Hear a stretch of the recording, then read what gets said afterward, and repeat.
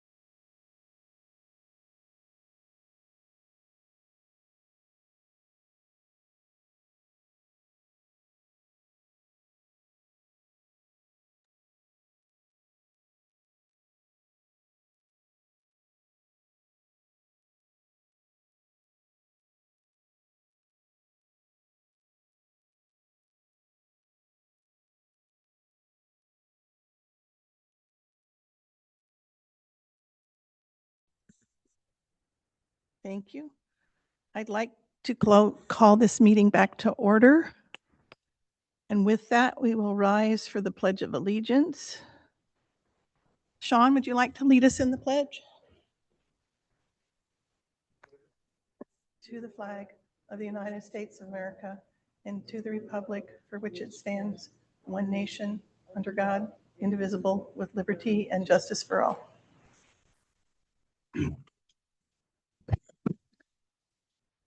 Okay. So I'd like to approve the agenda. Can I get a motion, please? Thank you, Sean. Linda, second. Thank you. There's going to be a lot of that tonight. And yes, I just wanted to say that both Lewis and Rio are on vacation. They're with their graduates on a holiday.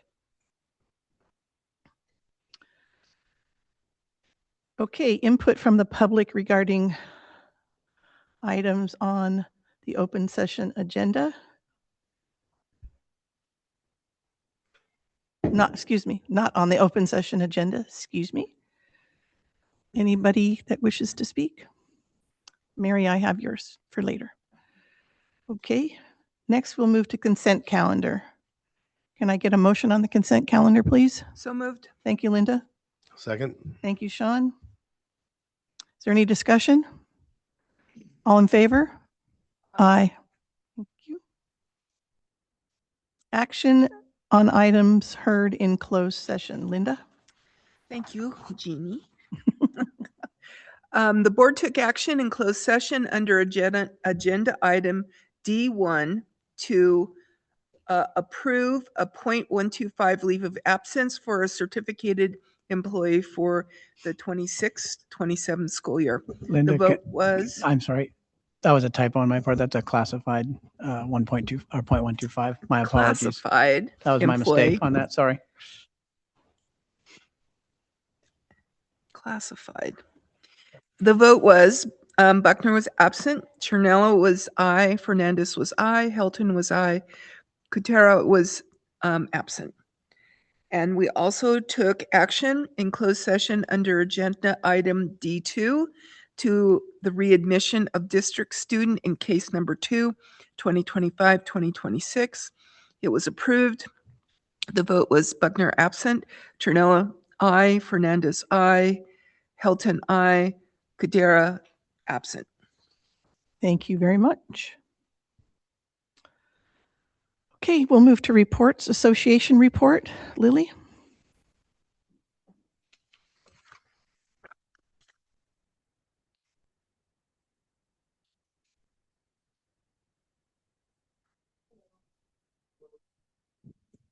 Here we go. Good evening, everyone. I just want to say that we're happy to get through another school year, and we're all feeling pretty envious of Anita, Maureen, and Chef May right now. Every year, our districts ask students to participate in the Youth Truth Survey. We take those results seriously. We review them, discuss them, and use them to make adjustments at our sites. I want to share that more than 50% of our association's membership recently participated in a survey evaluating district leadership and site leadership. Our members are asking for that same consideration. The educators who work with students every day have valuable perspectives on the strengths and challenges within our district. We ask that their feedback be taken seriously and thoughtfully as you make decisions about the direction of the district. Recently, a member brought a concern to my attention. For the first time, a student was offered the option to take a JC social studies class in lieu of the course offered at Annalee High School, which means we need to talk about board policy 6146.1. Beginning in the 2024 school year, the policy allows exceptions for students to take college courses that fulfill graduation requirements when those courses align with the student's post-secondary goals. That's the wording of the board policy carve out. The policy also states the district shall develop a process for considering such exceptions on a case-by-case basis. I'm not aware of that process and would appreciate clarification. Does a written process exist? If so, was it approved administratively or by the board? Is it available to students, families, and staff somewhere online publicly?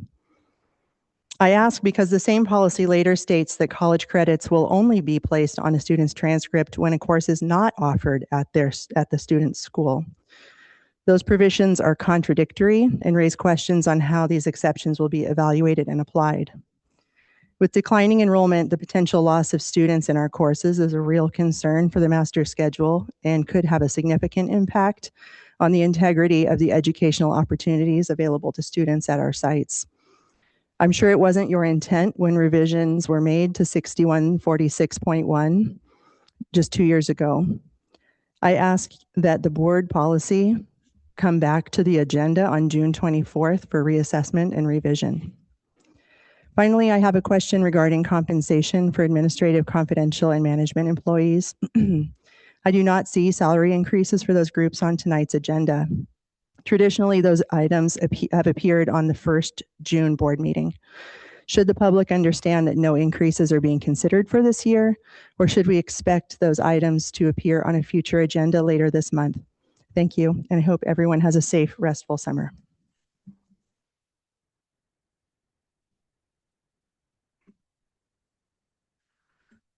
Okay, thank you. Board member reports. Sean, No report today. Linda? I shook a lot of hands at graduation. And said the names wrong again at Laguna. Greg, you're going to have to double space those for me next year. But I really enjoyed that. I saw a lot of the kids that I had in 6th grade, and so nice to see them graduate. So that was pretty much what I did. Same here. I totally enjoyed both graduations, although it was really, really warm at Laguna in the morning. I don't know how come it was so hot, but it was really hot. Although it was hot in the afternoon at Anley, it did cool down, which was nice. And Lewis helped me hand out diplomas at Laguna, which was really nice. And then, yeah, I shook a lot of hands. I actually had to go home and soak my right hand because it was really sore. I even noticed my next day, my whole body kind of hurt, my shoulder, my neck. And I guess when you do this enough, you're not used to it. It was really interesting, but it was a very nice graduation. And thank you both, Greg and Chuck and your staff for putting on a great, great event. So thank you very much. Commencement season is one of my favorite times, but I always get really, really nervous. I was really happy that we didn't have any incidents with our prom nights, and that the commencement ceremonies were beautiful as always, both Laguna and Anley. It was my 5th time on stage and 4th as a superintendent at the Anley commencement. And it was an amazing ceremony, but I had myself thinking about what happened in Fairfield quite a bit. My friend's the principal at that high school, Rebecca Dinwiddie. And I think it just goes to show that we can never take for granted that student safety is always our highest and utmost priority. It's an emotional time, I think, for all of us. It's a time of reflection. It's what makes education so amazing, that we get to hit the reset button and do it over again. But I couldn't be more proud of our staff, students, community, colleagues. So proud of another good year in the books and looking forward to next year already. Thank you so much. Do you have any other comments? Okay. All righty. Next, we will move on to our governance. I got to open this up.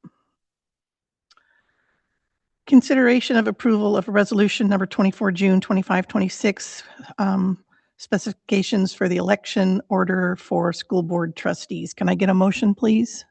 So moved. Thank you. Second? Thank you, Sean. It's boilerplate. We've got 3 seats open, so these documents are provided to us by the county. Jessica's updated, these documents in our website. So we are just eagerly awaiting who may run for those seats. And we're looking forward to working with those trustees and onboarding them in January. Okie dokie. Is there any discussion? All in favor? Aye. We're going to now move on to facilities and maintenance. Measure A bond updates. Jenny? It's summertime. Everything's under construction. Just drive by the front of Annalee. It's a lot. I have to tell you, I had meetings at school the other day with Chuck and the vice principals, and I could not get in anywhere. It was crazy. I had to climb up over a wall and go walk all the way around. Little did I know that they had their back door by the quad up to the office open, and I could have just walked right in there. It was pretty crazy. So if you're gonna go, make sure you figure out first where you're gonna park and how to get in. It was pretty funny. Yes, I did send out parking instructions and where to access everything to our entire neighborhood, our community, our police, fire, garbage company, anybody who would listen. I put it on Facebook Nextdoor. I didn't get any hate mail on Nextdoor, so I felt good about that. That's a good thing. Okay, where am I here? Okay, so you're good there. Okay, number 2, consideration of approval of the Annalee and El Molino Campus 5-year facilities master plan. Can I get a motion, please? So moved. Thank you. Second? Thank you, Sean. Take it away, you two.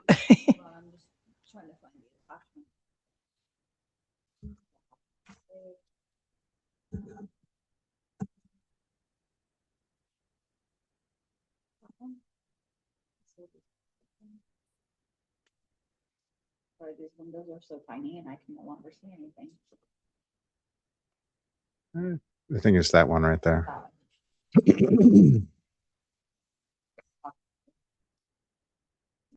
Presentation mode. Remember, is that for the next presentation? I have Kevin Chapin here, as well as April Thompson from King Consulting.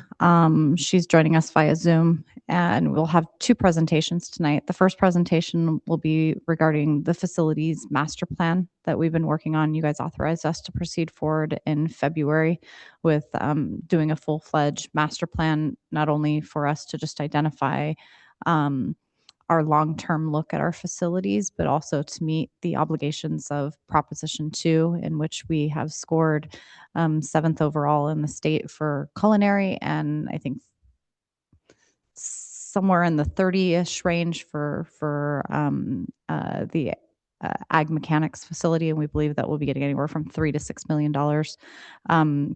So these are some compliance documents, but these are also really good roadmap to our future facility outlook. And so I'll let kind of Kevin take it away, and I'll chime in when necessary. All right. Thank you. Kind of excited here to show what we've been working on over the last few months. Kind of what we're going to talk about tonight is kind of what's the purpose of a facilities master plan, or what we call an FMP. We're going to talk about how it was developed. We're going to review each site. I'm going to give a couple samples of kind of a more detailed dive into what the full document is. And then we're going to talk a little bit about the demographics that, because part of the master plan, we're trying to right size the school. So demographic is part of the requirements for Prop 2, but it's also really guides us on how larger campuses really need to be. So we want to design to the correct student. And then we'll talk about the overall cost for these projects. So if you want to go on the next one. So as Jenny kind of hit on a little bit, master plan is really a long-term map. So we're looking at projects that we want to do over the next, long time from now. We're not looking at projects we're trying to do in the next year or two. So this is kind of a large roadmap. It's a really high level, like the 25,000 foot level. We're just trying to figure out where buildings go, how people move about the campus. And we're not figuring out every little detail that goes into every building. So we're kind of making those big, broad brush strokes across the campus. So how we developed the master plan is we did this process back in 2011. That was the last time we did the master plan. And so we started with that document and went back through it and looked at all the stuff that we have accomplished over the last 15 years. And there's been a lot of work done on both campuses for the last 15 years. Then we walked with the staff to review all the existing conditions. We reviewed the conditions to see how good they were physically, both for, mechanical systems, electrical systems, making sure they're not rotting out, but also looked at their educational appropriateness.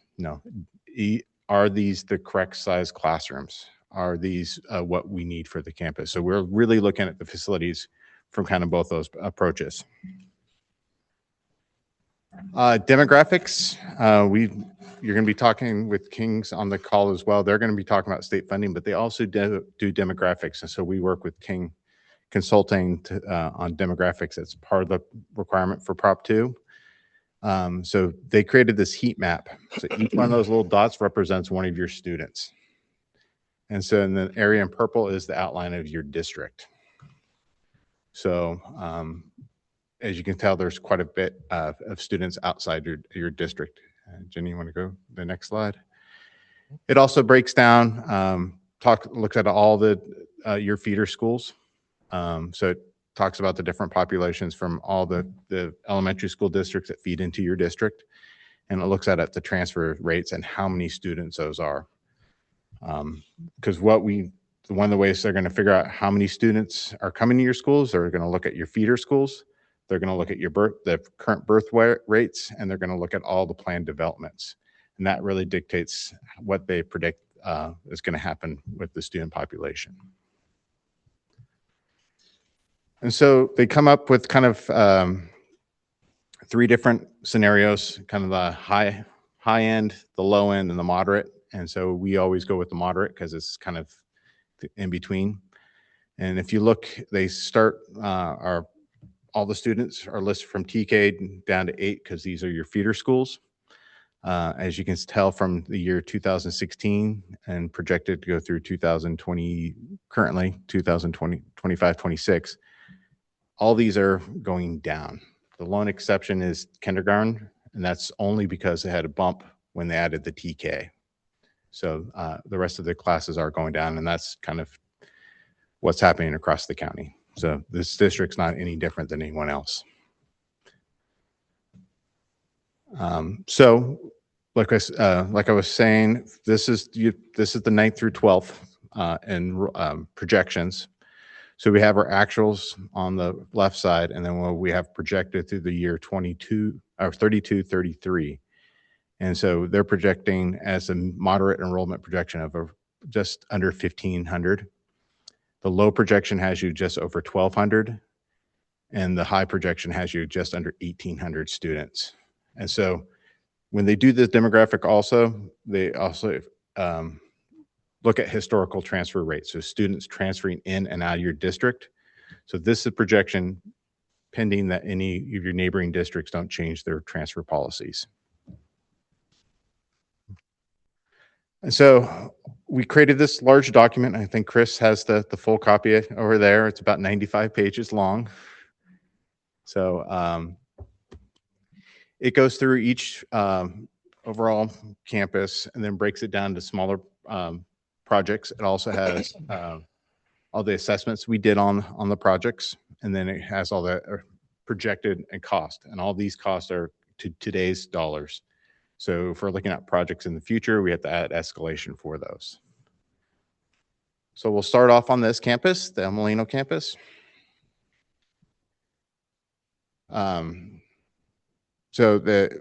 Currently there's 47 different teaching stations on this campus, and the current capacity loading it with the district's loading rates is 963 students.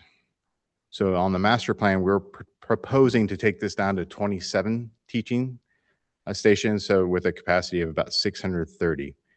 To do this, we're looking at removing the 3 wings, the H, the I, and the J wings. Those are the portable classrooms and the modular classrooms.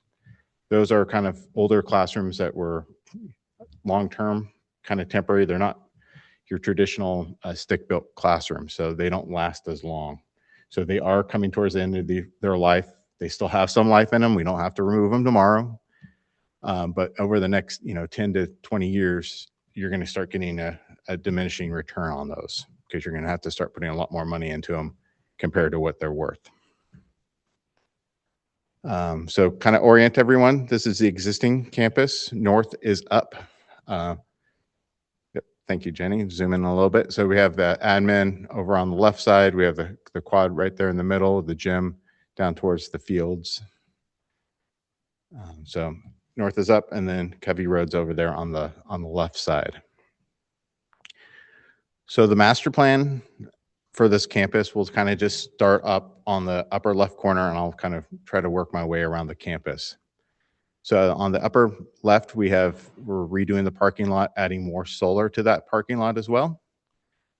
Down below that, we have a heavy modernization. These are all color coded, by the way. So so the orange is like a heavy modernization where we're basically taking a lot of the buildings kind of down to their studs and rebuilding them kind of back up. The yellow is buildings that really just need light finishes. So we're just talking really finishes and a couple other minor things. You won't see it on this campus. Blue is new, and then white is we're proposing no work. So on this campus, we have the Performing Arts Center, which we're proposing no work on. So the next class that's existing, we're talking about converting that into another use on this campus. The next building now, which is currently classrooms, we're proposing to turn that into the admin instead. The reason why we wanted to turn that building into the admin, it's right there on the drop-off circle, so it really creates a true front door to the campus. Because right now, the front door on the existing is kind of lost a little bit, because most people don't enter the campus from walking in from Covey Road. Or somebody point to what is the current admin and where you want to move it to? Current admin is building G, where Jenny's moving. Yeah. We're moving it to the building just north of us. And then the cafeteria is in need of a heavy modernization as well. I know we looked at when we started designing to change that into more of a student union and update the food service. And that's still the plan in the long range forecast. And then next to it, redoing the existing basketball courts and putting the tennis courts over there. We've had long-term issues with flooding and with issues with just leaking and not being able to maintain those tennis courts because of that retaining wall. So we're planning on taking them in where we don't have as much site runoff onto those. Then on each side of the performing arts, we have a regular classroom, and then we have the shop buildings, and we're both proposing to do heavy modernizations of both those spaces. I know the shop building is in need of quite a bit of work. And then up to just north of that is the sciences, and we're planning on doing a light modernization of that space. You can see the three buildings, the H, J, and I are all off that. And so that hasn't really been determined what that could be. It could be expanded ag program out there since we have additional land out there. And then a revamp of the sports fields as well. If you go down, Jenny, to the next one. So throughout, I'm just showing an example. There's every single one of these buildings. As I was talking about earlier, we did analysis and we have kind of sliding scale. We judged all these buildings on a series of about 8 to 9 different criterias. And it's the sliding scale, green being good, red being bad, on the physical conditions and the educational appropriateness. And we looked at all the challenges on each of the buildings and what opportunities each of these buildings had. So if you go through the full document, you can see that for every single building on this campus and every single building on the Annalee campus. So give me an idea what's in the full package. And then further on, we define go a little bit deeper into what each of these modernizations require, kind of bullet points of what a major modernization would be in that project. And then we have a related cost that came from our cost estimators. So if you're looking at the book, just kind of giving a little idea of what's in it. So I don't want to go through every project because I don't think you guys want to sit through the whole thing. Yeah, 94 pages, yes. Moving over to Annalee, that's our new CTE building that's getting close to being done. We're looking forward to that. That's fine. We can go on to the next one. Talk about capacity analysis on this one. Currently, the campus has 80 teaching stations with a capacity of just over 2,000 if we were to fill that thing to the brim. On our proposal, we're going to have 63 stations with a capacity of 1,790 students. So how we're getting to that on this project is our main building, what we call Building A. There's a lot of classrooms in there, and there are a lot of classrooms that are really undersized, tiny. And so reconfiguring those, get those back up to kind of state standard level classrooms. So that's going to be an overall net loss of classrooms on the campus. And we also want to get rid of all the portables. There's a number of portables, especially over by the gym, that we want to get rid of because they were at the end of their useful life as well. So if I want to go then on. So again, just to orient everyone, high school roads there on the left, north is up. So the student parking lot's up there. Sports fields are over to the east, are right on the sheet, with the softball being down at the very bottom. You want to go on the master plan? I'll try to do the same thing all the way around, starting kind of in the upper left corner. So we're looking at trying to expand the student parking lot at some point where the existing buses are, with adding more solar and more student parking there. Moving down, we would like to get rid of the 2 modular classrooms that are currently used by ag and expand the CTE. So it's expanded CTE programs from the ones we're currently under construction.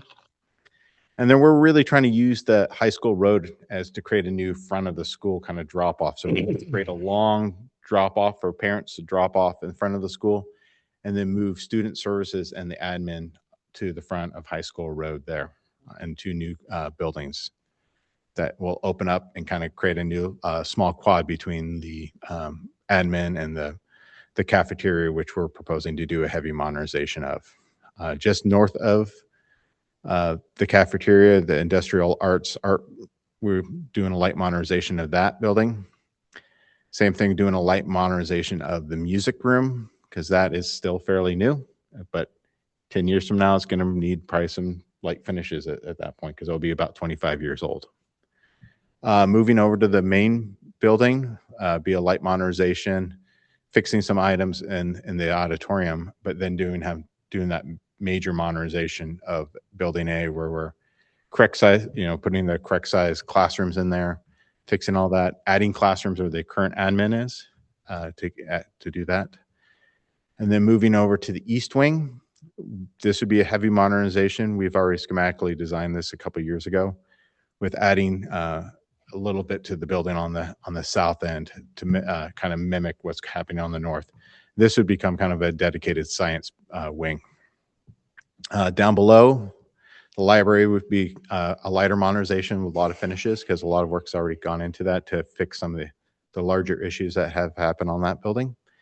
L1 and L2, the gym, and the old locker room, all be heavy modernizations. And then moving south, fixing up the tennis courts.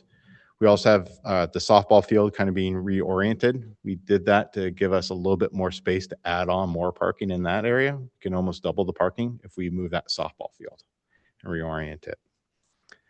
Across the street, the old Laguna site, we propose to turn that eventually into the district office. As the student population gets a little lower, we'll have a little bit of capacity to change that over to the district office. We got the portables we put in a few years ago, and we're not planning on touching those because they are brand new portables. And then probably the biggest thing you see on this plan is a giant big blue building, and that'd be a new gym. There's issues with the current gym being into the hill, and that retaining wall, being able to bring it up to current code is just going to be almost next to impossible. So it's going to be easier and cheaper in the long run to actually just replace the gym with a brand new gym. And then just a revamp of all the baseball and softball fields and the fields as well. So kind of a refresh of all the athletic fields out there as well. So big numbers. Everyone gets a little sticker shock here. This is not uncommon. Usually when we're doing these long-term visions, the cost comes out to be 3 to 4 times what a district's able to pay for. And we're not expecting to do all these plans. This is a master plan. This is a roadmap for future development. So at Annalee, we've come up with about just over $200 million worth of improvements and work that needs to be done. And at El Molino, it has 112 million. This also includes all the deferred maintenance projects that Ginny's already identified. So those are in the master plan as well. And those with cost are captured in there as well. You can see how the breakdown of each of those projects go in the larger document as well. And I think I'm at the end of my presentation. So you want to go to April, or you want to take questions? How would you guys like? Does anybody have any questions for Kevin right now? I just want to say thank you. This is really informative and it definitely needed to be done. So thank you. Thank you. All right, now with us is April Thompson from King Consulting. She has prepared a presentation for us on our funding outlook. King Consulting has been helping us apply for state facility funding for a little over a year now, and I really felt it was important to showcase how much money we've been able to go after in large part due to their help. So, April, let me start to share my screen and then. Okay, sounds great. Thank you so much. First of all, my name is April Thompson. As Jenny said, I'm the Director of State Funding for King. And I just want to start off by saying thank you for allowing me the ability to zoom into your meeting. I really appreciate it. It's been a pleasure working with your staff over the last year. Jenny and Denise are stellar and huge assets, as I'm sure you know, to your staff, and are working so hard to get these projects done. And let's see, I'm sorry, and to plan for the future. And that's really exciting. And they're just excellent stewards of your community's funds. I apologize. It doesn't tell me what these are called. See if that's it. Nope. It says King Consulting on it. It doesn't show it in my screen. Oh, sorry. I'm going to share, so it's making it very. Can you guys see what it's called? Keep going. Next one. Keep going. Probably that one. I think it's that one. Yep. We are. We'll have this meeting tomorrow. Perfect. So Rob was unable to make it tonight, but he sends his apologies. But I'm here just really to talk about your state funding opportunities in the state school facility program. Go ahead, go to the next slide, please. So what is the state school facility program? I get this question a lot. It's been around back since 1999. It's administered by the Office of Public School Construction. You might hear me say OPSC a million times tonight. So that's the organization that I'm referring to. The oversight body for this program is the State Allocation Board, which is made up of the head of the California Department of Education, the Office of Public School Construction, and your elected state legislators. This program is funded by voter-approved bonds and has been consistently since 1998. You know, a lot of what we're going to talk about your applications that are in line currently for funding. I'm going to talk about the status of state funding and what this program looks like right now, but it's just important to know that this program, like I said, has been consistently funded since its inception in 1998. Go ahead, and that's just a filler. You can go to the next slide. Sorry. So the district has been active in the program really back since it started, and even in the program that preceded it, the LPP program. So you've received about, over $15 million in state funding in both the new construction and modernization programs. The school facility program is kind of like an umbrella, and it has a lot of these different funding programs underneath.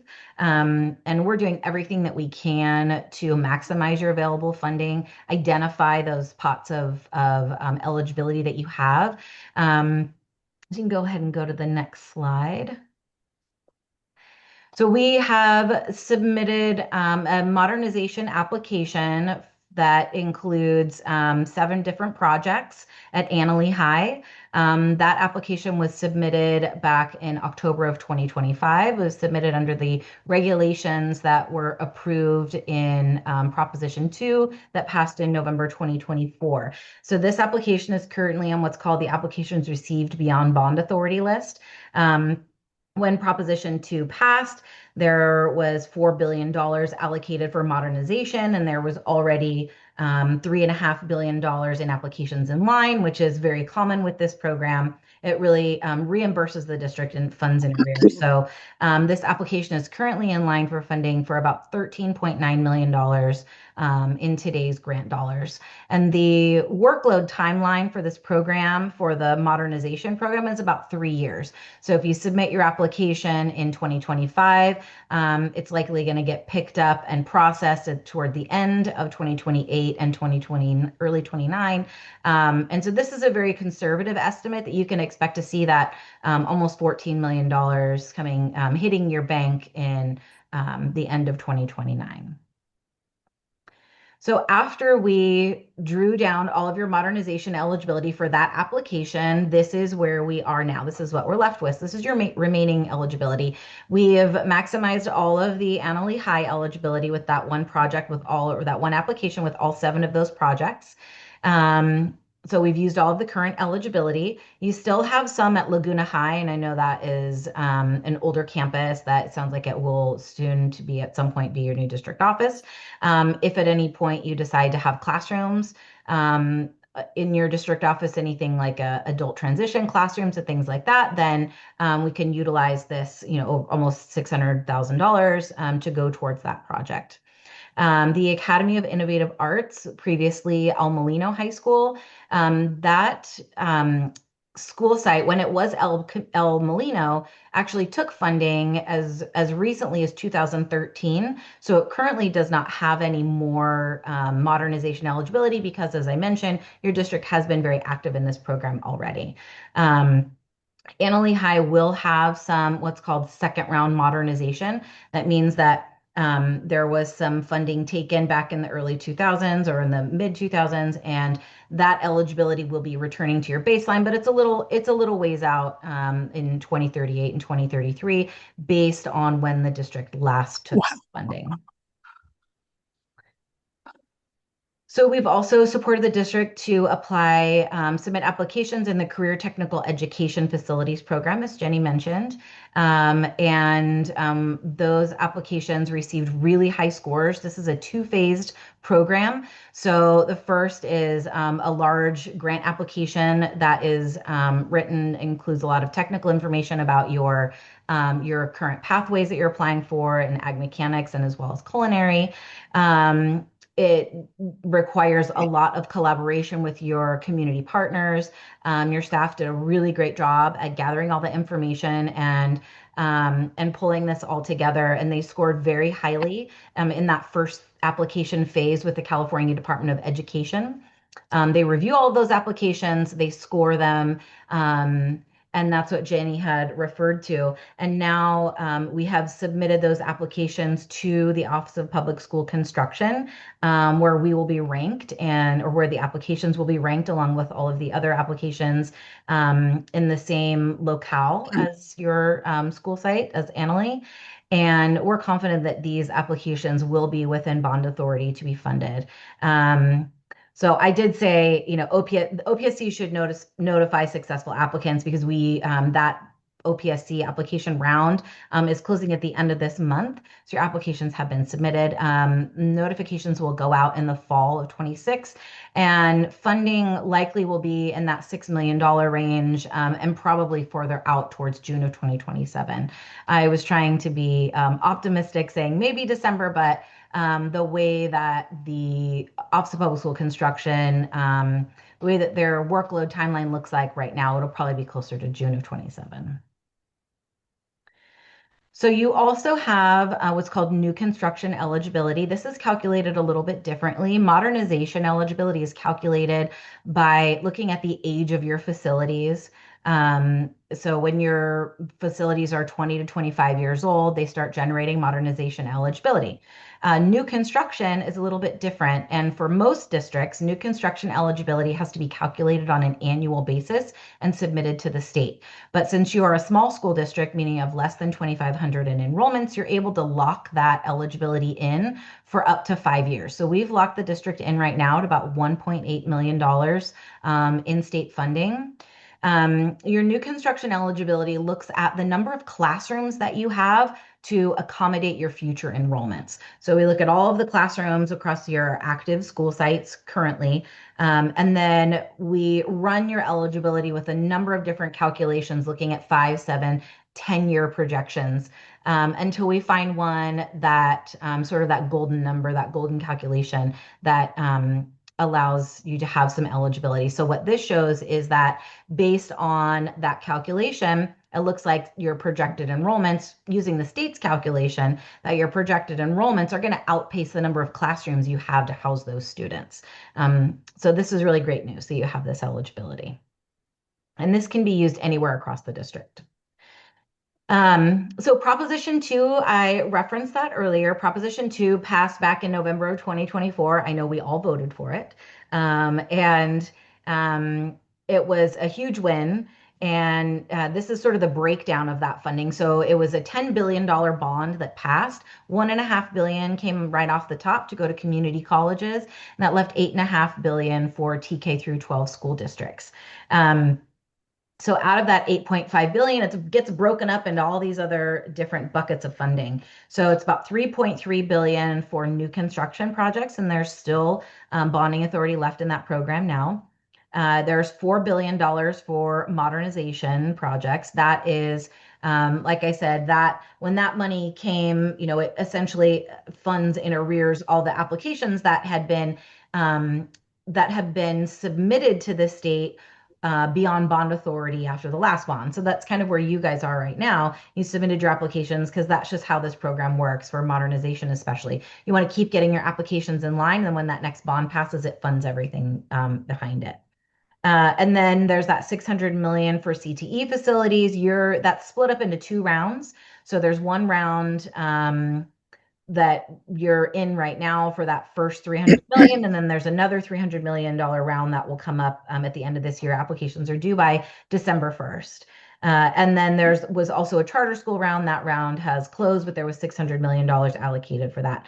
So out of that those new construction and modernization buckets of funding, 10% of that will be set aside just for small school districts, which is really crucial to you as a small school district because it eliminates a lot of the barriers that a lot of small school districts have to applying for funding. And go ahead and go to that next slide, please. Thank you. Anyone is eligible that has, less than 2,501 students enrolled, which applies to your district. This program reserves your funding. So we talked about that 1.8 million that you have in new construction eligibility.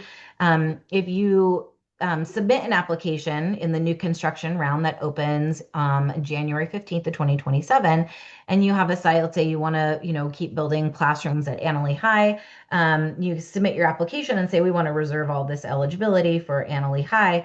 You don't have to have your plans approved by DSA, which is the Division of State Architect, or the California Department of Education yet. All you're asking the state for is to reserve your eligibility for you. And so it gives you more confidence that your funding is assured and that your project is within bond authority. And then you can go back, design your project. You have 4 years to come back with those DSA and CDE approvals and then convert to full funding and receive the remaining amount of your funding.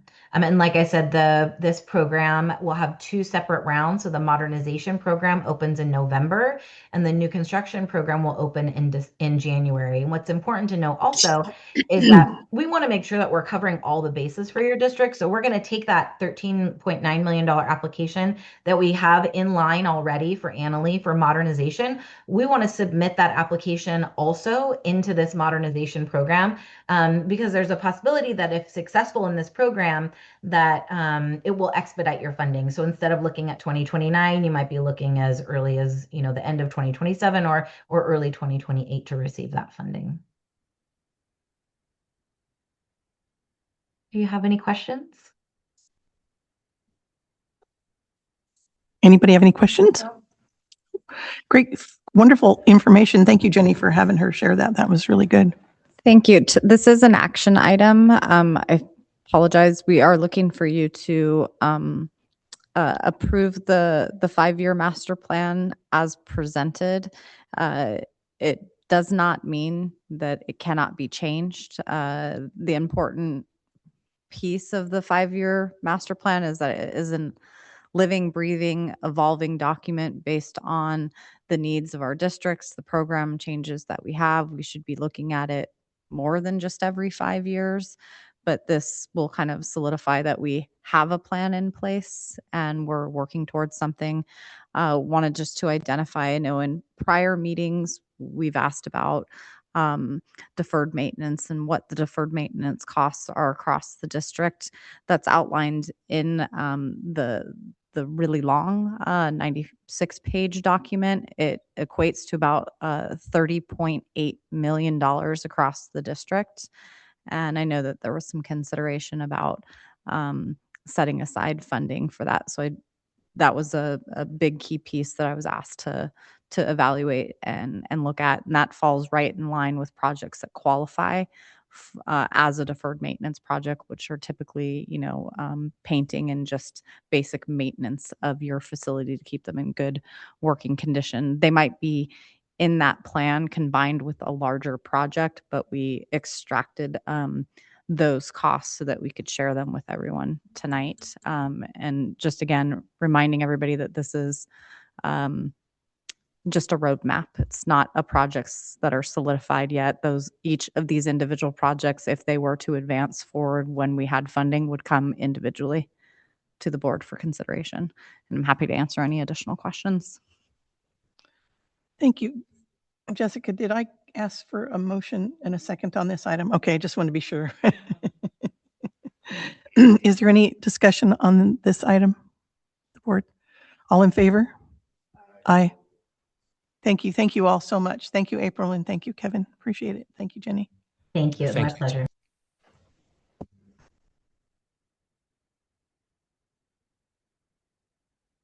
Sorry. Next, we'll move on to second reading of proposed new textbooks for English 12. We need to get approval of this, right? Yes. So can I get a motion? Thank you. Second, thank you. Yes, the second reading for the proposed English curriculum novels. If you notice that that first one was removed. But yeah, are there any questions? Just why was that one removed? That is a question that I can't answer off the top of my head right now. Okay. Yeah, I can look into it though. The English department removed it? Yeah. Yeah. Okay. Oh, okay. All right. That's all that matters. Okay, great. All in favor? Next, consideration of approval of a new course request for Anley High School. Can I get a motion, please? Thank you, Linda. Sean? Second, thank you.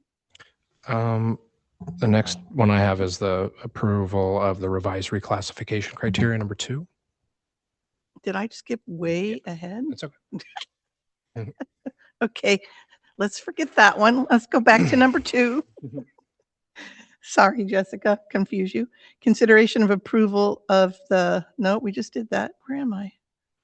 Consideration of approval of revised reclassification criteria and process for English language learners. Can I get a motion, please?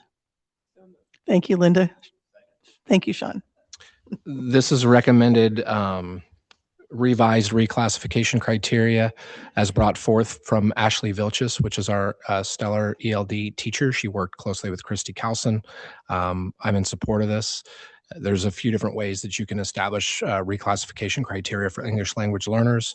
The documents and what they prepared is attached to the agenda item. Does anybody have any comments about this or questions?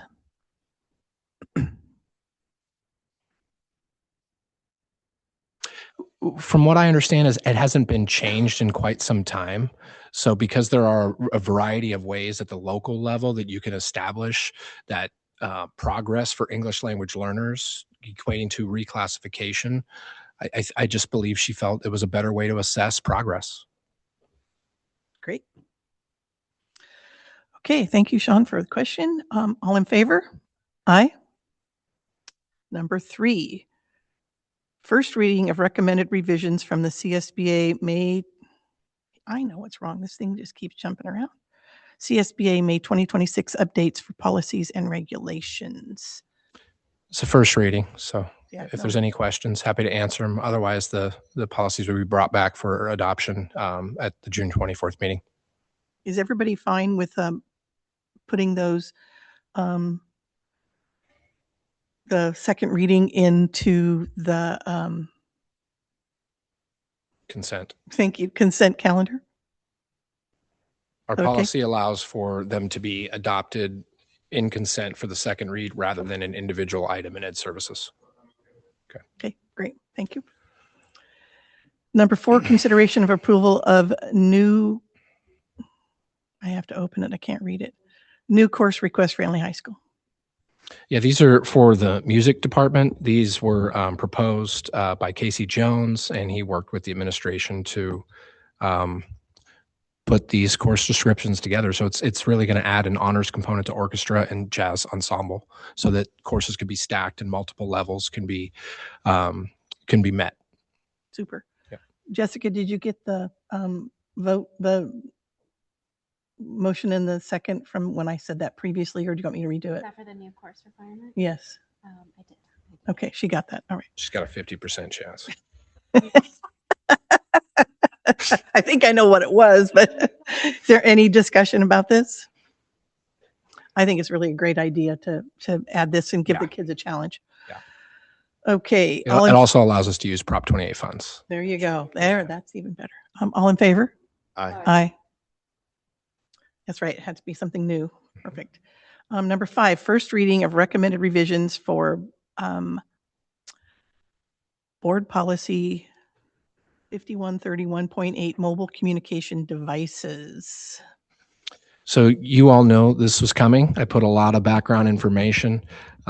There weren't a ton of changes from the original option that we adopted, right? This is the state mandate, July 1, 2026.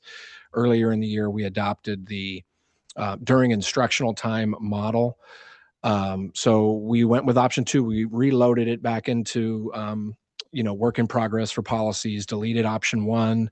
Option 2 was pretty standard, but what we felt needed to be added was clarity around what we determined to be a mobile communication device. And that came through our conversations and discussions at the committee level. So we wanted to make that explicitly clear, right? It's not just phones. So that's in here. The subsequent policies are also tied to this, this shift.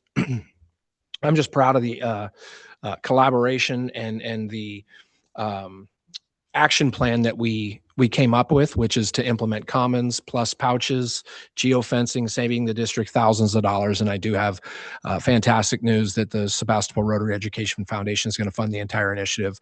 They awarded us $15,000 last week, but this is the policy that we needed to adopt to align with the more strict version of that new requirement. Happy to answer any questions. And this is a first reading, so. Anybody have any questions? Sean? During the meeting, Mhm. was there any feedback from parents about having an app on the phone or taking the phone away? Well, I think the consensus was, with the feedback coming from people who maybe didn't necessarily say they were going to do the app, not that anybody in the committee said they would, but because we can't require folks to download the app, the requirement would be then those students have to turn their phone into the office. And I think the that geofencing commons app coupled with pouches on hand. I believe Chuck is planning to wear a bandolier of pouches. We didn't want a power struggle. We didn't want to create more conflict. We didn't want to put more on our teachers and our staff in that regard. So if the device, whatever it may be, as defined in the policy, is seen, a kid's going to be handed a pouch. It's probably not going to be a Yonder pouch, because what we understand is that they want to sell in bulk for school-wide implementation, but something similar, much more cost effective. And what we're hoping to do is create a culture, right? And folks that have used the Common Fence app, I think when they presented, they talked about, initially maybe 15% of your family said, no, I don't want to download it. And after the first few days of school, kids see this isn't that bad. And I don't want to keep having to turn my phone to the office. So I think we're hoping that this solves our challenges and creates the environment that we want with minimal resistance and developing that culture, right? Once kids see that they're a little bit free from the device that they're locked into, and they can really focus in on that engagement in the school environment for 6-7 hours a day, a lot of the feedback we've heard says that people start to kind of get on board. Yeah. I think there were 3 or 4 parents on the committee, and they were absolutely in favor of this 1,000%. I think you all got, as I did, we got one letter from a parent not happy with this. And it sounded to us like that parent, that maybe the child had some special needs anyway. And so that will be something that Chuck will work with that family, because there will be instances when there will be students that will have their cell phones because they need them for medical necessity or for their individual education plan, whatever that might be. We think that's going to be a small number of people, Yeah. but overall, the students that were on our committee were very much in favor. They gave us some great feedback. Some of them were willing to work on this, that, or the other, which I just thought was so awesome. And help come up with, solutions for certain things. So I think that overall, I think it was really a very good process. And like I said, we've really only got that one letter from a parent. Which was surprising. And, there was a piece of feedback that I was left with, just really pleased. We have a resident of our community who's a former high school principal that implemented, Yonder pouches school-wide at a school a little bit smaller than ours. And he reached out to Chuck and volunteered to participate and engage. And it's probably one of the best, points of validation at the end of our final meeting. He said, "Hey, it's a solid plan. I like it." Yeah. So.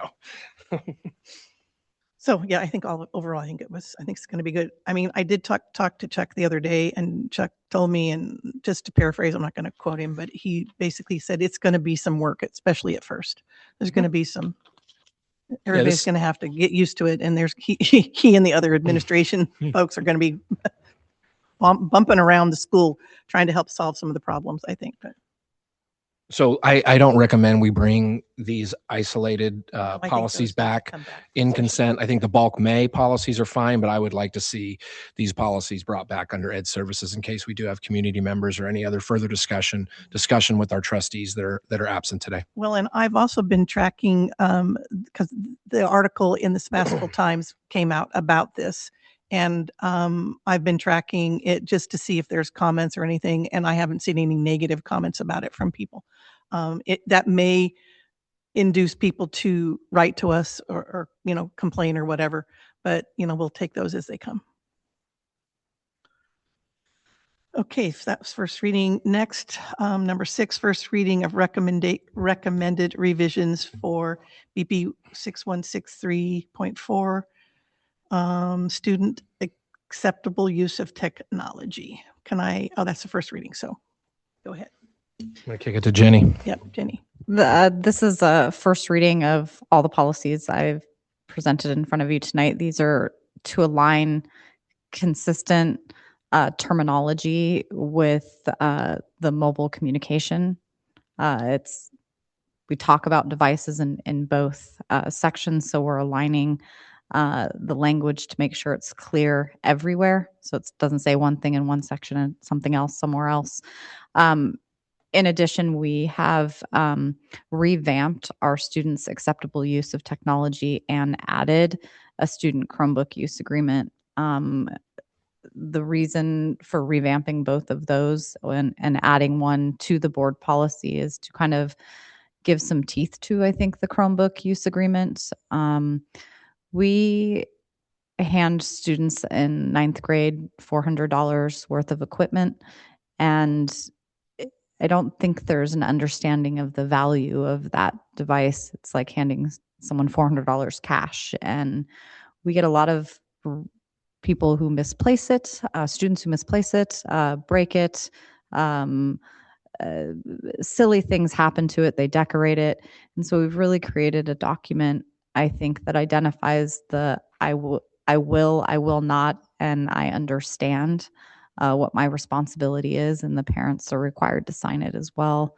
And we clearly outlined what would be an expense if certain things were damaged. As of right now, there hasn't been a lot of follow through on students being responsible for that. And what we want them to do is use their device for school purposes. Remember that they should charge it before they come to school, and use it appropriately as and return it in a used condition, not a damaged one. Happy to answer questions.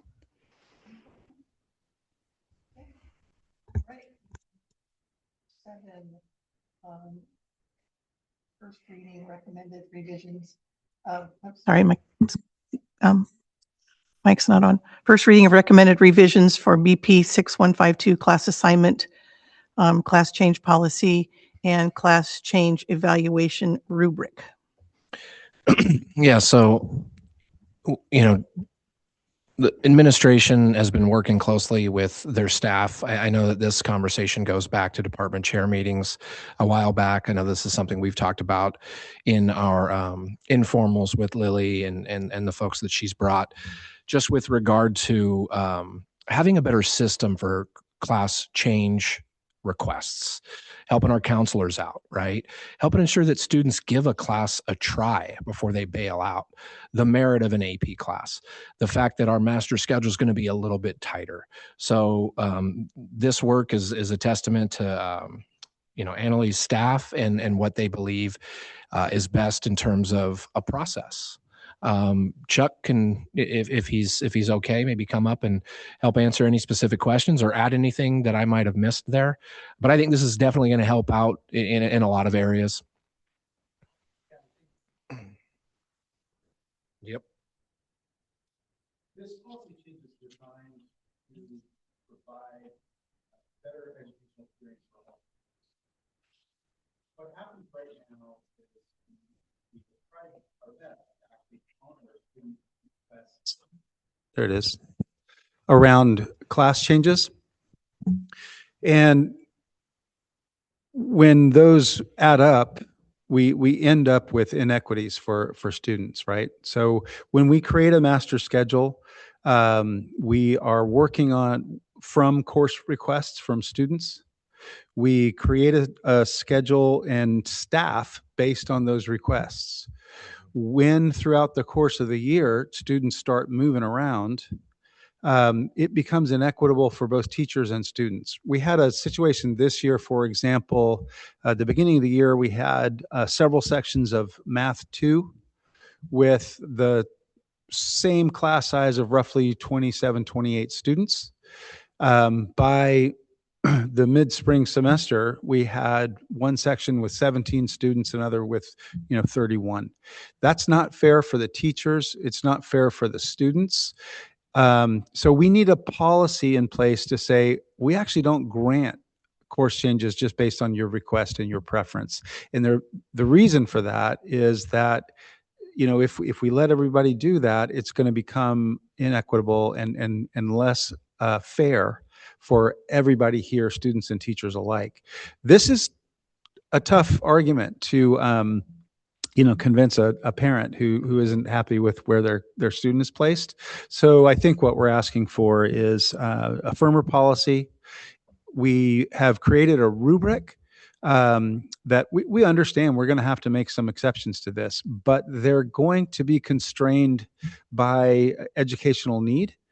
That rubric will, we're thinking of that as a living document. We'll see how that works. But the idea is the administrative team and the counseling team would meet together and take into account the needs of that student.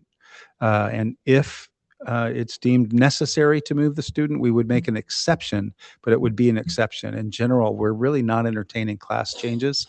The master schedule's tight this year. We're not going to have a ton of wiggle room. And I really want to get ahead of that and make sure that the whole community understands it's going to be a little different. We're not moving kids around a lot. So I want to point out that there is minimal language change to the policy itself, and the site practice and protocol or policy documents, if you will, are being added as exhibits. So in the language itself, I call attention to the exhibits. So.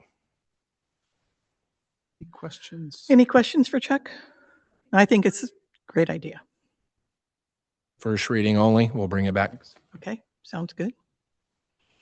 Okay, next, we're going to move to a public hearing regarding the LCAP, Local Control Accountability Plan for 2026-27. So with that, I'm going to open the public hearing. If there's anyone that would like to speak on this item, you certainly may, as we will give a minute or so here to see if anybody wants to speak on it.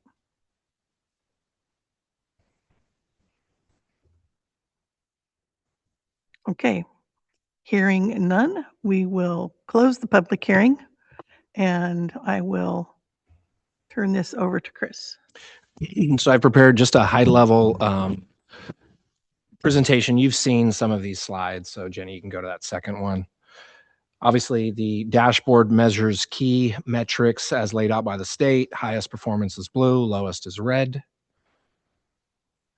Think of it like a report card.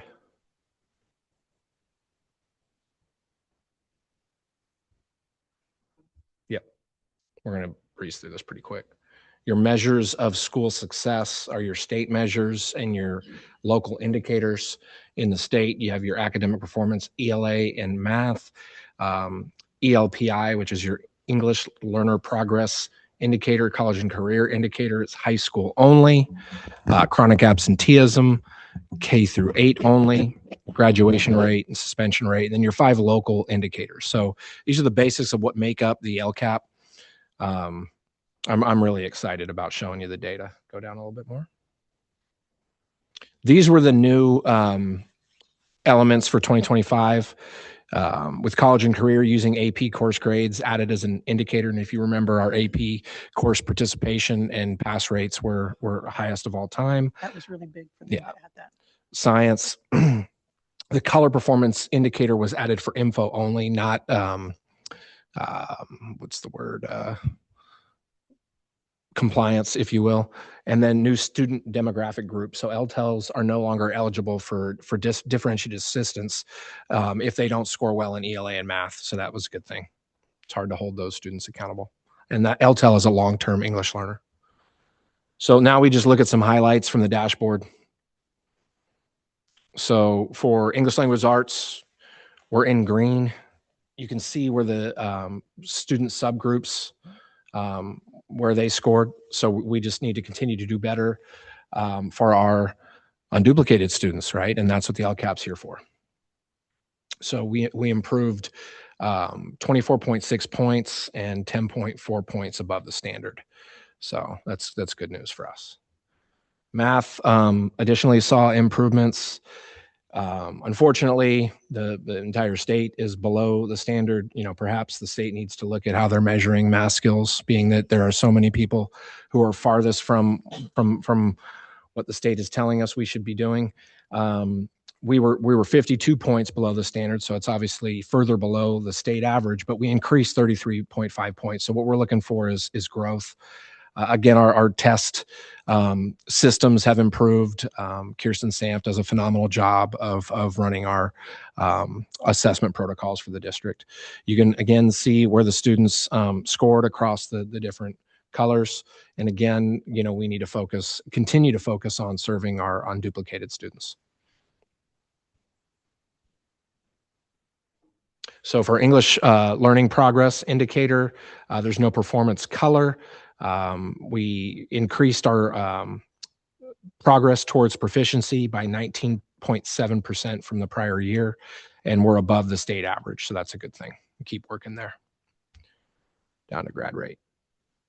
Grad rate stays steady at about 94%, whereas the state average is, just under 90%. I think one thing I'd like to call out is Hispanic in blue. If you're scrolling, I think that's the only subgroup that hit blue. So that's exciting news. Going down to suspension rate. So I think with the implementation of our just the approach to, and people don't quite understand a restorative culture, right? They think that there's no accountability. I think that, we've got to give a ton of credit to our initiatives regarding access and belonging, and the work that Anita has done, in support of the administration, the conversations that she's been able to have without wearing an administrative badge, and trying to repair harm at the core and really educate and ensure that students are feeling empathy. And trust me, we do measure punitive discipline as well. Like if there's issues where we need to suspend or expel, we will not hesitate to do so. But we want a campus climate and environment with respect, and where students can learn from their mistakes. And I think this data demonstrates that we're working in a positive direction there. College and career. So this one's complicated. There's a lot of information in terms of the variety of combinations.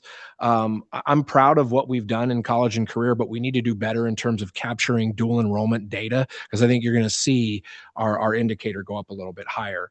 Scroll down a little bit, Jenny. So, we scored in the yellow. We're not happy with that because we believe that doesn't necessarily measure the number of students who are college and career ready.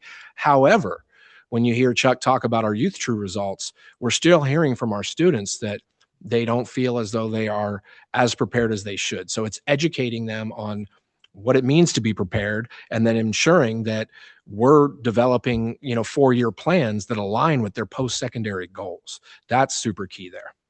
So we're going to continue to work to get better. Science showed some increases as well. Proud of that. Again, our student subgroups show that we really need to continue to focus on actions that help to enhance performance for unduplicated student groups. And I know that this was something I was happy to announce when we did the mid-year, but we're no longer eligible for differentiated assistance, but we're still eligible for assistance. So I'll explain that. No longer eligible means we didn't have student groups in more than one category hit the red, right? So this is like the new version of program improvement with a positive spin on it. And because we were previously eligible, because we had the student groups listed in red under the LCFF priority area, we still can receive some support from the county office. So this was a big celebration. Yeah. And any questions? And so we didn't change much. We have a really strong plan. Next year's the last year. We'll do an annual update, and we'll be building the new plan. In this plan, we've revised our mission plan. We focused in on our 2 goals, focusing on multi-tiered systems of support, but not just tier 2, 3, the core educational program. And we're continuing to monitor where the students that should be performing better, where they aren't and why. And then the budget overview for parents and the financials all has to line up. You're still going to see a lot of non-contributing expenditures in this document, meaning it's not related to the funding we get for unduplicated students, which is about 1.6 million. So it's just ensuring that we continue to invest in the positions and programs that are going to fully support unduplicated students, but also use this as a strategic planning tool for the district. So, and then we're going to, really reflect on this plan and whether or not we're going to continue the full scope of non-contributing expenditures in the next 3-year plan. But I felt it was imperative to build a district-wide strategic plan that really brought in all of the staffing, funding, programs as much as possible, everything but the electricity bill. So it's been a really great learning opportunity for me each year. And when you go start digging into the data, you have to reteach yourself, okay, where am I going to find this in the dashboard or data quest? But when you see the improvements, it really helps you just to think that, hey, we're doing some good stuff here. So. Fantastic. Does anybody have any comments they'd like to make? Great. Good work. Thank you. I'm really proud of our students And our staff. and our staff for our improvements in those areas. And to see so many green areas was really heartening. And to see that one blue with the Hispanic. I know. For So graduation rate, that was wonderful. You'll adopt the final, and if new information becomes available, I'll be looking at this. I may tinker with it a little bit between now and the adoption. And I did just want to articulate the full approval plan for the board. So once you adopt it, when we bring it to you for adoption, we're going to bring our strongest draft, right? And this thing is 99% ready to go. I think there might be some new information to make a few refinements. The county office has to officially approve. So Andrew and I had a really great meeting with the county office team a couple of weeks ago, and then we set the review. So we're going to sit down with them on the 20th. They'll get a copy of it right away. On the 20th of July, they'll tell us if there's any areas that need to be addressed, and we have 10 days to make those revisions. And then once SCO approves it, we'll have DTS translate it and push them to the state and on our website. So that's the full process. Awesome. Great. Thank you so much. All righty, we're going to move on to human resources. Number 1, consideration of approval of AB 1200 public disclosure of collective bargaining union agreement with CSEA. Can I get a motion, please? Thank you, Sean. Second. Thank you, Linda. All right. So Dan. I'm gonna Andrew. take that for right now. So as we look at the public disclosure of the collective bargaining agreement, that we look at where we're at with the current year, taking that second interim financial, which was kind of the last board approved budget, and then building in kind of where we had set the reductions and then what the increase would cost over the next 2 subsequent years. So it's about $250,000 over the next 2 years that this negotiated agreement would cost. And we have built that into a new MYP based off of these assumptions. And the superintendent and CBO have signed off on this. SCO has reviewed it. And we're here to say that it's good to go. Great. Any comments, questions from the board? Okay. With that, can I get approval? All in favor? Aye. Thank you. All right. Move on to number 2, consideration of approval of the tentative agreement between the West Sonoma County Union High School District and the California School Employees Association. Can I get a motion, please? Thank you, Linda. Second. Thank you, Sean. No, it's me. Dan, you're up. All right. Well, we are very pleased to announce that we do have a tentative agreement in place, and it has been ratified by CSEA members. Want to give a huge shout out to the CSEA negotiating team, Julie McClellan, Paula Dillon, Paul Pomposo, Suzanne Sassy, and this year they had a CSEA representative filling in for our normal representative, Jeremy Arnold.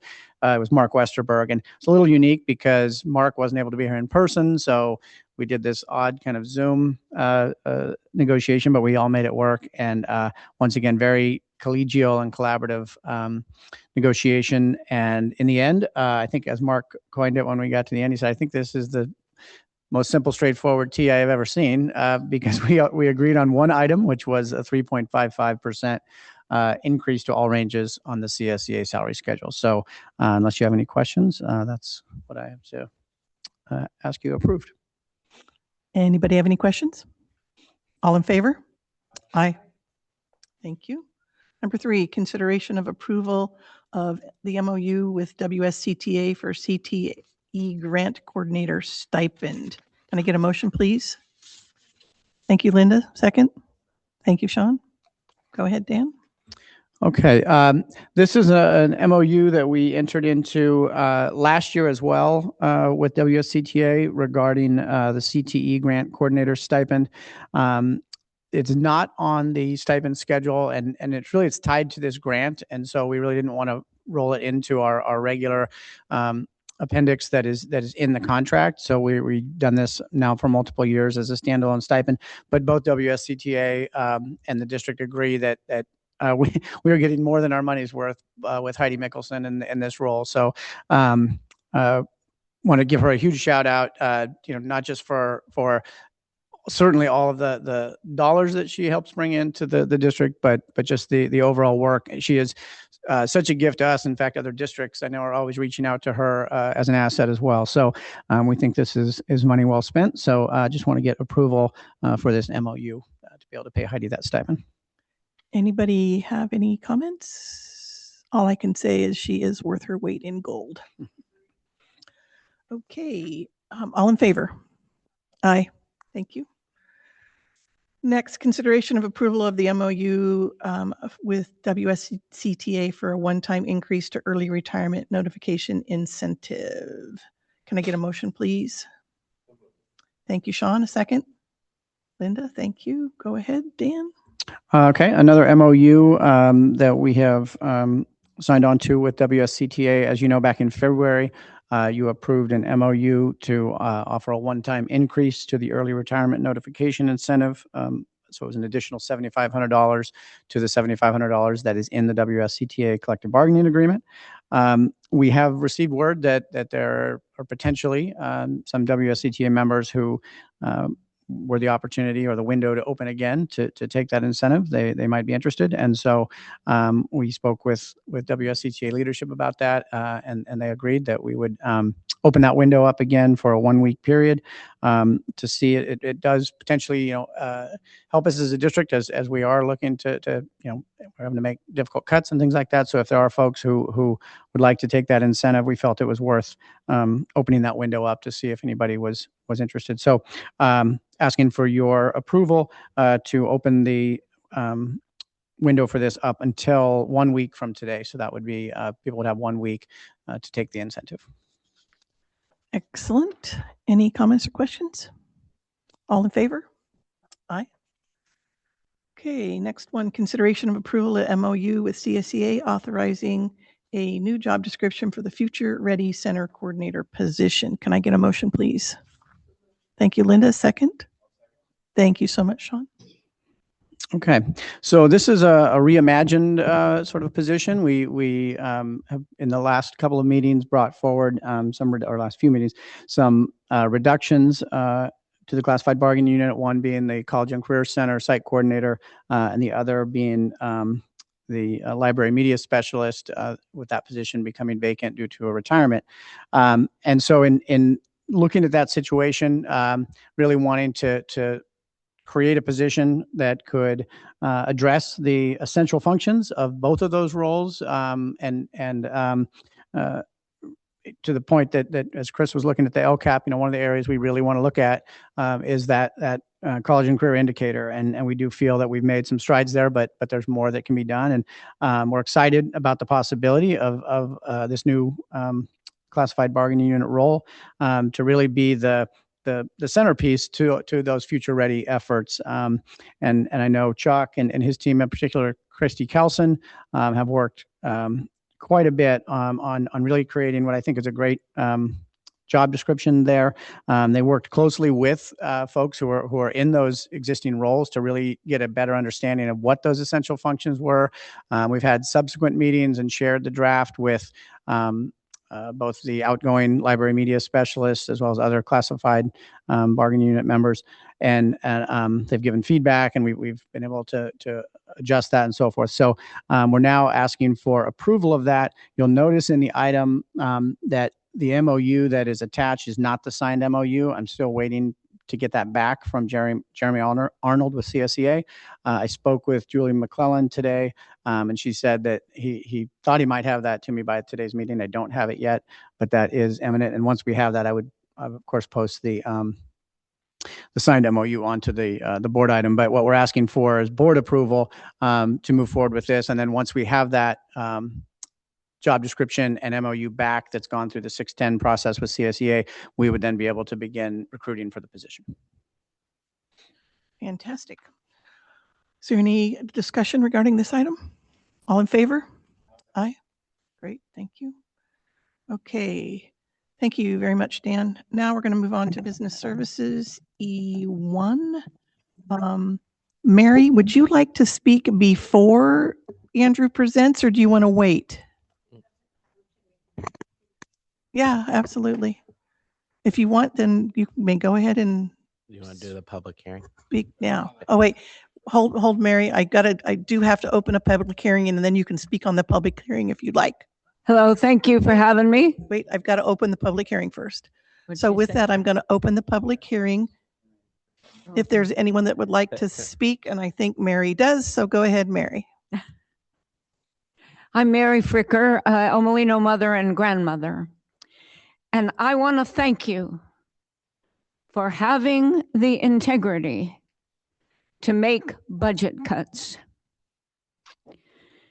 We all hate it. But we can't lie to our families, promising things we know we can't afford. I'm grateful for Andrew's accurate and trustworthy budgets.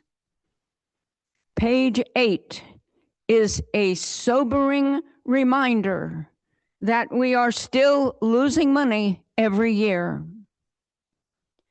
Unless we can find new sources of income, more difficult cuts may have to be made. You're doing the right thing. Thank you. Thank you so much, Mary. Wow. Anyone else need to speak on this item? Okay, with that, I will close the public hearing, and I will turn it over to Andrew. All right, thank you. As we look at this, we look at the process to where we're at here. We're having our public hearing, and we've done the local control, and then we'll also be looking at the reserve transparency tonight, and bringing this back for the June 24th meeting. As we look at the next slide, and really a driver of our major revenue is enrollment and overall average daily attendance. As we look to next year, we're going down in enrollment from almost 1,600 to roughly 1,450, and then kind of using that demographic study that was talked about earlier today, and kind of making that adjustment for our neighboring districts intertransfer policy. Looking at what that enrollment looks like, and it's going down in the next years. When we look at the average daily attendance, that is our current actual daily attendance, and the projection across the district, looking at that 91.9% as built into the local control funding formula calculator. And over the next current year, we're looking at being funded on the prior year, as the prior year was higher than the current average daily attendance. And then as we go to those out years, it's a 3-year rolling average. So without that 3-year rolling average, we would drop in funding by what that actual average daily attendance is, but we'll be able to slide into what our funding is, and those reductions won't be such a huge impact. They will continue to be an impact. We'll look on to the next slide. As the local control funding formula, in taking the most recent calculator published, statutory COLA at the 2.87 plus the 1.44 additional LCFF investment that's in the current May revise, giving a total of a 4.31% COLA. Not all programs are receiving the 4.31. Some programs are only receiving the statutory COLA. So when we look at that, but our average daily attendance is, you see our current 25-26, almost 21 million, and then we go to 21, almost 21 point, just a little over 21.4 million for 26-27, an increase of $781,000 based off of where we're projecting, estimating next year, it's still kind of continue to increase $274,000. It's that 2028, 29 to where we have a smaller estimated enrollment, and that 3-year rolling average is catching up, and where we see that kind of little cliff again to where we actually are losing revenue in that year on our LCFF. On the next slide, we're looking at, we have all of our pots of money that come in through the federal funding, state funding, and local funding. Donations, our donations restricted account does have just over $200,000 in it, but because it's donations, we won't rebook that until next year at first interim. So, and then looking at the interest is kind of estimated kind of halfway to where we go. Don't know what's going to happen with interest rates. So, this year we have had about over $400,000 in interest in the unrestricted general fund. Looking at our expenditure assumptions, staffing being the big driving cost in what our expenditures are, looking at where we're at for 25, 26 and that FTE and where what has actually been on the books. We've had a lot of vacancies, and I had a question of how do we go next year's budget with all these reductions that have happened? How did the budget for salaries, come over $250,000 higher with the reductions? Well, there's vacancies, almost 5 FTE vacancies in the consortium. So now when that salary for budget is now booked for this year, it's booked at what the full FTE counts are, and then it'll be adjusted throughout the year as we move throughout, and either vacancies aren't filled or such like that. Continuing to the expenditure estimates, one-time costs for 25, 26 have been removed. We've had some grants that will fully expend this year that will not be part of next year, and kind of there's some shifts or those costs go away. Try as best to make the funding for each program stay within their budgeted amounts. The exceptions kind of come to special ed. We're budgeted at what our known service levels are. Our current estimated contribution to the special education program is almost $5 million. With the actual special education, almost $4.9 million, in the workability program, about $40,000. Home to school transportation expenses, again, almost $1.9 million. The estimated state funding, we get that is actually the home to school transportation add-on through the LCFF is getting the statutory COLA, taking it to almost $641,000, and then the additional 60% funding that comes through will be about 430. Could be a little higher depending on where final transportation costs come in for this year. So just over $1 million in home to school transportation, and so that estimate of $852,000 is additional general fund contribution to offer that program. Routine restricted maintenance account, the 3% required contribution, almost $1.1 million. Fund 40, since my time I've been here, has been $65,000 that's been contributing to that. We've been making that contribution. My recommendations, and I built it in the MYP that was posted that we're talking about tonight for year 1, to make a contribution from Fund 40 to the routine restricted maintenance of $250,000. Fund 40 currently has almost $2 million in it. I know in the past there are funds set aside for fields, etc. But I think we're at a time to where we need to look at what all those options are, and then my recommendation would be to put $250,000 from Fund 40 over to routine restricted maintenance to help fund that almost $1.1 million, and then we don't need to take that from the unrestricted general fund. Because the remaining amount of $850,000 is coming out of unrestricted general fund. Some state budget revenue proposals. The Learning Recovery Emergency Block Grant is proposed to be fully repaid next year. So that $139,000 has been budgeted into next year. That goes to help funding the before and after school tutoring programs and 63% of our wellness coordinator. Special education SELPA funding is increased. The state is estimating that the SELPAs will receive $1,340. That's a real significant jump increase in funding. It's just over $930 right now that the SELPAs receive based off of average daily attendance.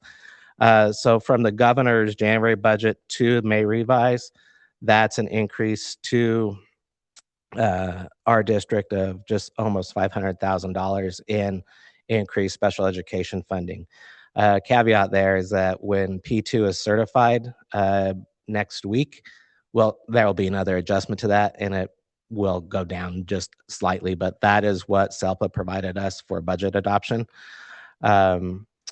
And then once we continue and the state finally makes their budget adoption here on the 15th, and then governor goes through and makes his signature coming up, the proposed of this discretionary block grant, the Student Support and Professional Development Discretionary Block Grant, also known as SPUDBUG. It's estimated right now in the current language, according to school services, of almost $940 per ADA of 25-26. So when we take that, it's almost it's over $1.3 million if this comes through in the final legislation. So it once we know more and what those grant awards could be, that's a potential that could be added to our budget, and it would have to be expanded by 23. It has not been added. Okay. No. So we know that there's something in some form, and later on, attached to this PowerPoint is school services kind of slide that describes that you can take a look at. The other significant kind of state funding that's being played around is the community schools grant. I added those two slides from school services also down below that you can take a look at. That'll be additional funding. We don't know what it would be, but we know that hopefully we will apply eligible to get those additional funds. Kind of then going down to the multi-year projection. I like this slide from school services. What is a multi-year projection? They're just mathematical calculations based off of assumptions that we know at the time. What's happening locally, what's happening in the state. Just reflections on decisions that have kind of already been made, our assumptions. They're not predictions, they're not a crystal ball, or they say tool for measuring wrongness, or a guarantee of what is really going to happen. They're a moment in time. I developed this public hearing budget on, to post for Friday, continued to work on it. I think we could probably get that structural deficit down to closer to $1 million from where it is right now in this, and we still know we have that block grant that we'll be able to make adjustments for moving forward. So based on the public hearing multi-year projection, you see where our revenue, we talked about our revenues, you see the expenditures of where they're coming in, and then kind of those contribution amounts for the unrestricted side that are being contributed elsewhere. And you see the kind of that structural deficit to where expenditures are coming in higher than the revenue. $1 million, almost $2 million towards that third year. But again, with reworking everything, really analyzing and moving through, I think we can get that closer to $1 million. And potentially we'll see how other things play out. Move down to what that estimated unrestricted balances are. You see we, after next year, it's going below $600 or $6 million, $4 million, $2 million. And then kind of the unappropriated amount after setting those assignments aside. And we'll talk about the assignments in our reserve transparency. Restricted dollar amounts as we continue to look at the multi-year projection. Oh, sorry, one more. Are you on restricted? I can't see that far, sorry. If it says restricted up top, you're good. Oh, one up. One more. One more up. There you go. The restricted dollar amounts, some of those programs are there. We need to spend the money. So either we receive funds ahead of time, we receive funds that year, and continue to put the expenditures appropriately within there. Right now it says there's 45,000 or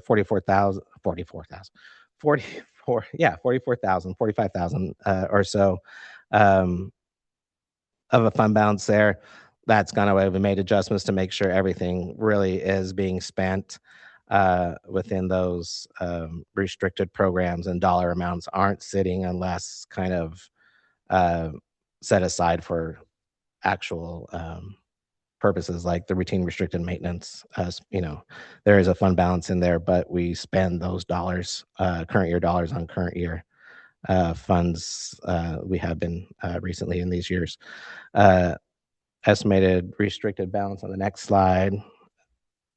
You see, just kind of see how that ending balances go down from 2.3 million to just over 1.4 million. Putting the multi-year projection down on the next slide and the combined totals, you can see how putting all the resources together, you see where our revenue is, the expenditures, and then kind of that net change to the fund balance to where that the deficit does exist. But again, reworking that, it's going to be closer to $1 million for each year. And then just the combined balances on this slide, as you see, we're about ending next year with just a little over 8 million, and by that third year out, we're about 3.4 million, 3.5 million. The next slide is our reserve transparencies, to where we look at the unrestricted reserve or revenue that we have. What is the fund balance? How we designate the ending fund balance into $200,000 for reserve for textbooks, $500,000 for this is Common Core Science textbooks. That's not correct. It's supposed to be special education.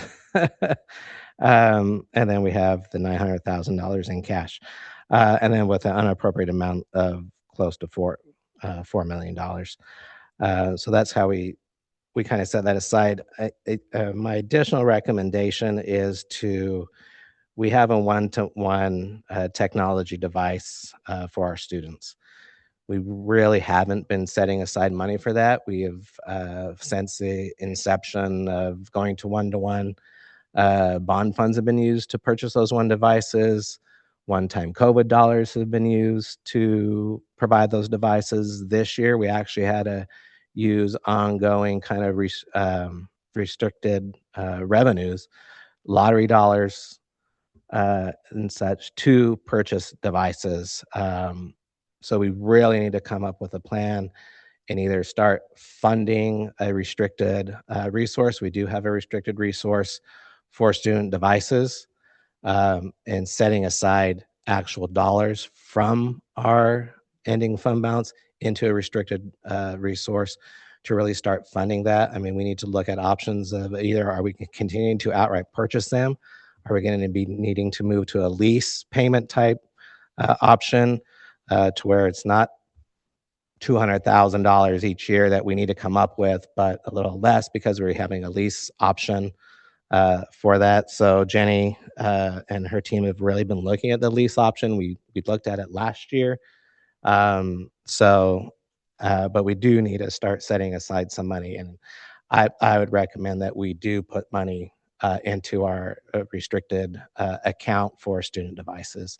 What that dollar amount is, I think we'll have to. I mean, it'd be nice to take that 200,000 and put it over there.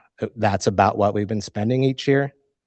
If we move to a lease option, I don't remember what the lease payments were estimated to be. I don't remember. When we evaluated looking at leases for the next couple of years, it would be roughly the same as purchasing them outright. It isn't until like year 3 where we have it like kind of even out, because then we're on a cycle of replacement. We've done a really exhaustive study of how many devices we have, how long we can use them, what we can put on the shelf. We're using them for 6 years. That's why we're collecting senior devices where we had once been gifting them away when they left. So we were really being thoughtful about how much money that we spend and how many devices we refresh. But that's also why I think the meat in the prior item was so important, is because we are essentially losing a lot of money with broken devices and continued replacement of there. So the goal is not to take over your item here, but to bring something back in terms of a long-term technology plan at the beginning of the school year to kind of present the outlook of what should potentially be set aside for an ongoing contribution, whether it's outright purchase and or moving into a lease structure. Yeah, thank you. So I'd like for some direction of how we continue to fund that initiative of one-to-one devices. So next steps, just kind of looking at staff, the recommendations for staff to finalize the budget, complete the financial reports, the full SACS reports, wait for the state budget adoption that should be coming up by the 15th. The legislature has to approve it so they continue to get paid. And then bring everything back on the 24th. And then we'll have, if there is a 45-day revise, which I think this bud bug will be significant enough for us to look at and address to see how that budget, those funds would impact the budget. And thank you. Any comments, questions? And then at the end of this presentation, there is the school services slides on the student support and professional development discretionary block grant, and then community schools for you to take a look at. Thank you so much, Andrew. Is there any comments from the board? Great job. Yeah. I do like your idea of thinking about setting some money aside for those devices, because you're right. We've used bond funds. We've used a variety of different things. And, at some point that's not going to be available. So we need to be thinking about that. Great. Thank you. And we will look forward to the final document on the 24th. Thank you so much. Okay. And with that, that is the end of our meeting. So yes, Lily, are you a victory? It's earlier than I thought. I told my husband 8:30. So thank you guys. Appreciate it. With that, I'll adjourn the meeting.